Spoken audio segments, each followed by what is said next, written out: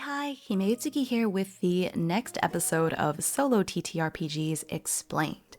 In this episode, we'll be taking a deeper dive into journaling games. So as a reminder, journaling games are ones where the story, the plot, is first and foremost. Some of these games, you may have a character of some importance, some the characterization is very extensive, but some it's sort of like your main character is more of like a vehicle for the plot, so it sort of varies from game to game. But what sets these games apart is that primarily you are, as the genre title suggests, you are journaling, you're chronicling your adventure. Okay, so I have today 5 recommendations of games of different types that all fall under this umbrella of solo journaling games. The first one I want to talk about is Alone Among the Stars by No Road Home.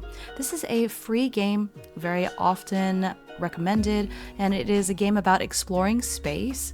You need a 52 card deck and also a 6-sided die, although personally I think the die could be optional. You could make like a mini deck of cards like 1 through 6 and use that instead. All you really end up using the die for is to decide how difficult it is to reach the planet that you are going to, or not necessarily the planet, or whatever it is you are discovering, right? But in this game, you are a solitary adventurer hopping from planet to planet. So you get to do a lot of creative lifting of creating each world. The prompts do give you some stuff to work with, like, okay, what kind of planet is it? What are the living beings that you encounter here? What are some ruins or natural phenomena that you may find in these planets? But for any of you that have a heart that loves to explore, this is definitely the game for you. And honestly, I feel like this might be a good world building game that you could use to create a setting that you can then play in other games as well. But this is a kind of a classic, I feel, among the modern journaling games. It came out, basically in 2018, 2020. They had a Kickstarter, but what's really cool about this is just how much possibility it opens up. Because the PDF for this game is only 4 pages long. It's some prompts, a couple of things for each type of card you might be able to pull, but those prompts can evoke so much, and that's what's so neat about this game and about journaling games in particular, is they give you something to build off of, but you have to really use your creativity and your imagination to think up these planets, Next up, we have A Visit to San Sibilia by Peter Ike. This is a pretty interesting game. It's also an exploration game, but instead of exploring the entire cosmos like you are in Alone Among the Stars, you are just going to a city, specifically the city of San Sibilia. As the game page says, it is a city not found on any maps. San Sibilia is both part of and distinct from our world. The city manifests itself differently to every visitor. And so it's a very interesting game about a city that doesn't really exist. It says the city never changes, yet the city never stays the same, which is, a paradox. And I feel like this whole game is sort of a paradox in that way, but it feels very cozy in the sense that here you are in this city, you're a visitor. Maybe you've been trying to find it for a long time. Maybe you just sort of stumbled upon it, but, what happens as you go? And it's very simple, yet you can do so many things and trigger so many different events from this simple beginning, and it's just a really cool idea for a game. Okay, so going from sort of a big macro sort of universe into a city, and now we're going from a city to just a school, because my next recommendation is The Archivium by Lichlight Imprints. And The Archivium is a dark academia. It also bills itself as a cozy horror game, and it's really where you're spending your time at a university, basically, and you get to craft it from beginning to end. This is another game where you primarily play with a deck of cards, and that deck of cards does a lot of heavy lifting. It does a lot of the character and the world building, so when you're crafting the university, what card you draw sort of determines how the university is, what it looks like, where it is, kind of, and then you also use that deck of cards to generate NPCs as you run into them.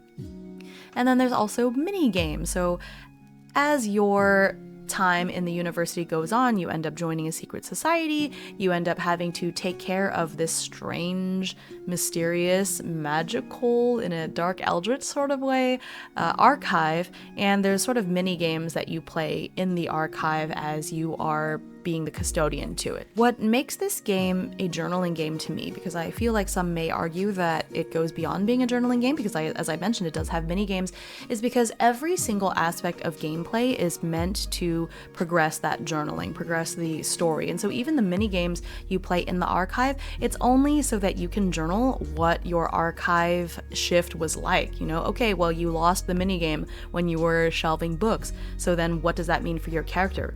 Right? Like, how did you shelve the books? Oh, you failed. Okay, so now you get to write a little blurb, a little paragraph about how you tried to put books back on the shelf, but they fought against you, you know? And so every little bit of gameplay really just serves the journaling. And this is similar to how Thousand-Year-Old Vampire does have other gameplay. You do have a character sheet, but again, even those things on the character sheet are meant to just progress the story and the journaling aspect. And so I feel this game still very much is a journaling game, and it calls itself a solo journaling RPG, and so it makes sense. But so this is a game that deeply explores a single location, similar to A Visit to San Sibilia, but this game also has a lot of other mechanics for relationship building and the passage of time as you progress through your university education. This is a game that I myself have spent a lot of time enjoying. Okay, the next two games that I wanted to touch on are games that are unlike what I've talked about so far. Now, Alone Among the Stars does have a sort of expansion that you can play, so you can play it as a duet. The next two games that I am going to talk about are games that have solo rules as well as duet rules, so that you can play it one player or two player. There's different aspects of playing games two-player or multiplayer, but still without a GM, right? So a lot of the solo rules are still there. You're still using an oracle, you're still having to maybe roll for decisions, but you're just playing it with multiple people. And so just know that if you decide to change your experience from one person to two people, it doesn't really change that much in terms of gameplay. You just have another person to bounce ideas off of, which can be really fun depending on what you're in the mood for, right? But the next game that I want to talk about is the Magus by Momentos. And so the Magus also has an oracular edition that is expanded with a new layout, typography, and artwork, but the base copy of the Magus still has all the same rules and the same oracle and everything. This game has a really cool oracle that is card-based, that was designed by Momentos, and so each card that you can draw, and you can print and play, or when I played this game, I sort of just used the PDF and sort of rolled to see what page and what corner, whatnot. But there's a lot of really cool aspects of these oracle cards. Now, the reason why these oracle cards are cool is because the Magus is a game where you are a wizard who is embarking on a quest for power that may or may not end well. Of course, in the duet version, it's you versus another wizard, but in the solo version, it's just a solitary climb to power, right? And then you invent increasingly difficult or complex spells, and the oracle helps you with that, because based on what you pull for the oracle, that sort of tells you what kind of spell is it, what is the cost of this spell, what is the effect of this spell. Now, you still have to fill in the blanks, because the oracle will just give you some evocative words, right? You still have to decide, okay, well, I pulled dark and cave, and what does that mean for the spell, right? But it's really cool how the magic system works in this game, and the procedures that you use to make choices, and how it ends in quite a few different endings as well, based on what you do. The duet version, for example, that I played ended with the world ending due to the rival wizard that I was going up against. But, depending on how things go, you can reach different endings even on your own. Does your wizard manage to gain ultimate power? Do they fail? Do they die? Do they just kind of do so-so and fade into obscurity? I think this sort of game is cool because it has an ending. A lot of the games that I play can go on indefinitely, right? Just depending on how long you want the adventure to go on for. A game like this has a definite ending. Eventually, one way or another, your wizard is going to do something that they shouldn't and have a spell explode on them or whatnot, you know what I mean? And so it's cool having things with a finite ending, and especially solo, so that you can finish the arc. It has a neat beginning and end. The Archivium is like this as well.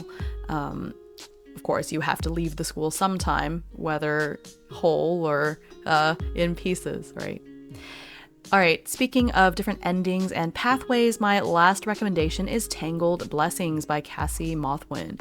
This is another dark academia kind of game, but what I find very unique about this one is it is tarot card driven. So you use tarot cards for this one that inform you of the prompt and what happens, and the cards and the prompts change based on where you are in the school year, right?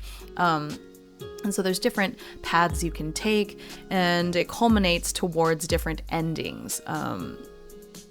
The cool thing is there's also an expansion that adds even more endings and more things, such as like the house system and such.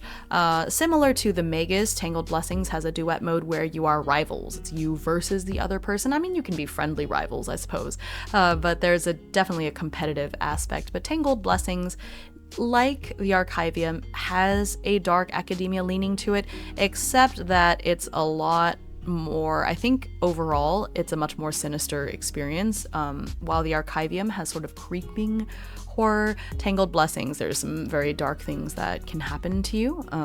There's different rivals, each of them from the major arcana, that you can use in solo mode that are really interesting, can set up the story in a different way. This is definitely a game that you can play over and over and have a vastly different experience each time based on, okay, I'm in a different house. My rival is this different rival, and I'm pulling these cards, so these utterly different things happen, right? And I think the same can be said about most of the games on this list, but Tangled Blessings in particular, it almost feels like a choose your own adventure game because of all the different paths and all of the different endings. And I can definitely see people getting into this game and trying to earn every single ending, you know what I mean? And so this is another game, like I said, that has a set beginning and end. You can't really lengthen your experience too much except by making your journal entries longer. And it just depends on whether you want your experience to be shorter or longer. Do you want a quick, hey, I've got 2 hours, let me see what happens to me and my character in these 2 hours?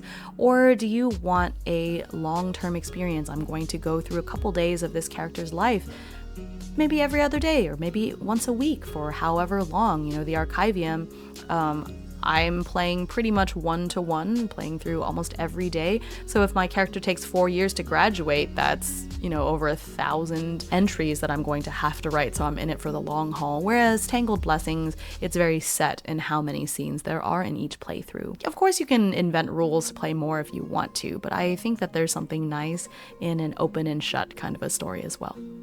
But yeah, those are the 5 recommendations I have for you, and you know, I sprinkled in some ideas on how you might play them in between, but hopefully this was helpful and gave you a new idea or a new game to explore for yourself. In episode 5 of Solo TTRPGs Explained, we will be looking at making the most of Oracle and Spark tables, you know, so especially in games that already provide them to you, how can you use them? What are different ways to enrich your experience by using Oracle tables, whether they're provided or whether they be extra ones, and I'll be looking at some of my favorites. Okay, I will see you next time. Have a great rest of your day.